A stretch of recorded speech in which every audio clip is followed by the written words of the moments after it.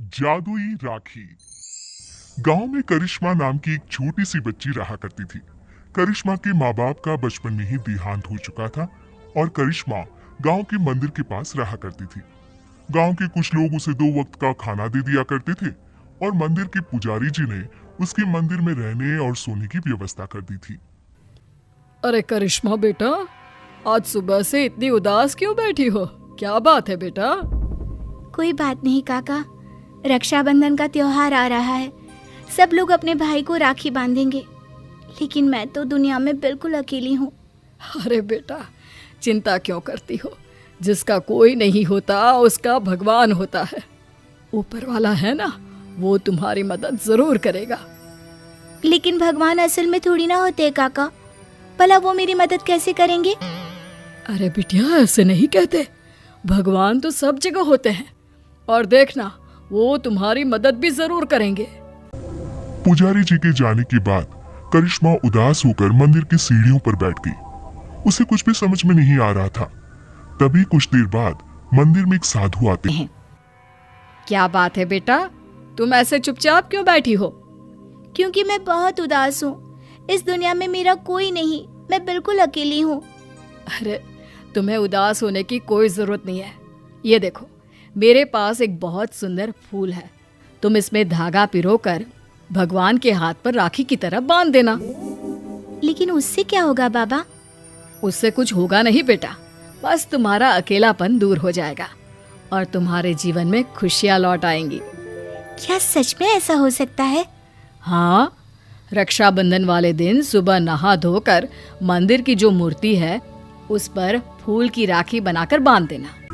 इतना कहकर साधु वहां से चले गए। अब तो करिश्मा बस हर दिन रक्षाबंधन के दिन का इंतजार करने लगी। 2-3 दिन इसी तरह बीत गए और रक्षाबंधन आ गया। करिश्मा सुबह सुबह नहाकर उस फूल में धागा पिरोकर भगवान के मंदिर पहुंची और उसने वो राखी भगवान की मूर्ति को बांधी। ठीक उसी वक्त वहां पर करिश्मा से कुछ साल बड़ा एक लड़का आया और उसने अपना नाम किशन बताया। अरे करिश्मा, तुम्हारी राखी तो बहुत सुंदर है।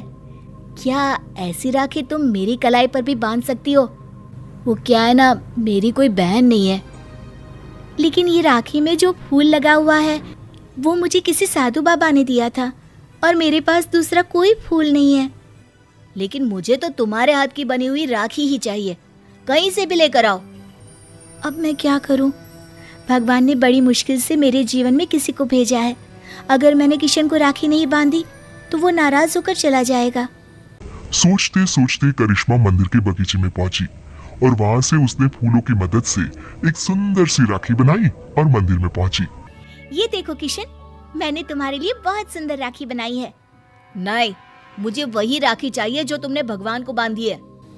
लेकिन ये कैसे हो सकता है? वो राखी तो मैं भगवान की मूर्ति को बांध चुकी हूँ। तो कोई बात नहीं, वहाँ से वो राखी उतार कर तुम मुझे बांध लो और ये जो नई राखी तुमने बनाई है वो ले जाकर भगवान को बांध दो। किशन के बार बार जिद करने पर करिश्मा ने ऐसा ही किया। जैसे ही करिश्मा ने किशन की कलाई पर राखी बांधी। देखो, अब तुम्हें मुझसे कोई गिफ्ट लेना होगा। जब भी कोई बहन अपने भाई की कलाई पर राखी बांधती है तो बदले में उसे कोई ना कोई तोहफा लेना ही पड़ता है। लेकिन मुझे तो कुछ नहीं चाहिए। लेकिन अब तुम्हारा भाई आ गया है ना, अब से तुम्हें किसी के आगे हाथ फैलाने की जरूरत नहीं है। चलो, मैं तुम्हारे नए घर में लेकर चलता हूँ। करिश्मा किशन के पीछे पीछे चल दी। कुछ ही दूरी पर एक बहुत सुंदर सा छोटा सा घर बना हुआ था। देखो करिश्मा, आज से ये तुम्हारा घर है। ये समझ लो कि तुम्हारे भाई ने तुम्हें रक्षाबंधन का तोहफा दिया है। ये घर तो बहुत सुंदर है, मैं यहाँ पर रह सकती हूँ? हाँ हाँ, बिल्कुल रह सकती हो। इतना कहकर किशन वहां से चला जाता है और करिश्मा अपने घर में रहने लगती है। उस घर में खाने पीने की सारी चीजें थी। करिश्मा बहुत खुश थी और गांव के लोग भी खुश थे। करिश्मा को रहने के लिए एक जगह जो मिल गई। कुछ दिनों के बाद किशन करिश्मा के घर आता है। देखो करिश्मा, ये तो जादू हो गया। तुम्हारी बनाई हुई राखी तो सोने के कंगन में बदल गई। लेकिन ऐसा कैसे हो सकता है? मैंने जो राखी बांधी थी वो तो एक साधारण सा फूल था। नहीं करिश्मा, वो कोई साधारण फूल नहीं था। अगर ऐसा होता तो वो सोने का कंगन नहीं बन जाता। लगता है ये साधु बाबा का ही जादू है। उन्होंने ही मुझे वो जादुई राखी दी थी। लेकिन मैं सोने के कंगन का क्या करूँगा? तुम इसे अपने पास रख लो, ये मेरे किसी काम का नहीं। किशन वो सोने का कंगन करिश्मा को देकर वापस चला जाता है। करिश्मा सोच में पड़ जाती है कि आखिर वो सोने के कंगन का क्या करे। तभी उसके दिमाग में एक तरकीब सूझती है। करिश्मा सोने के कंगन को बेचकर पैसे ले आती है और उन पैसों से उसने राखी बनाने का सामान खरीद लिया। इस तरह उसने अपनी एक राखी की दुकान खोली। अरे वाह करिश्मा, तुम्हारी राखी तो बहुत सुंदर है। सारी राखियां मैं खुद अपने हाथ से बनाती हूँ और ये ज्यादा महंगी भी नहीं है। हाँ, ये बात तो बिल्कुल सच है। तुम्हारी राखी बहुत सस्ती और सुंदर है। सही कह रहे हो भाई। करिश्मा की बनाई हुई राखियां इतनी खूबसूरत होती है कि हम जिसे भी देते हैं वो खुश हो जाते हैं। अब दूर दूर से लोग करिश्मा की बनाई हुई राखियां खरीदने आने लगे और करिश्मा की राखियों की दुकान बहुत अच्छी चल पड़ी। एक दिन फिर से किशन लौट कर आता है। करिश्मा, मैं तुम्हें एक बात बताना चाहता था। हाँ बताओ ना भैया, क्या बात है? देखो करिश्मा, मैं उन साधु बाबा का ही एक शिष्य हूँ और उन्होंने ही मुझे तुम्हारे पास भेजा था। वो तुम्हारे बारे में जानना चाहते थे कि तुम कितनी ईमानदार हो, इसीलिए वो सोने का कंगन मैंने तुम्हें दिया था और तुमने उस सोने के कंगन का उपयोग एक अच्छे काम में किया है। इसलिए साधु बाबा और मैं, हम दोनों ही तुमसे बहुत खुश हैं और हम दोनों का आशीर्वाद तुम्हारे साथ है।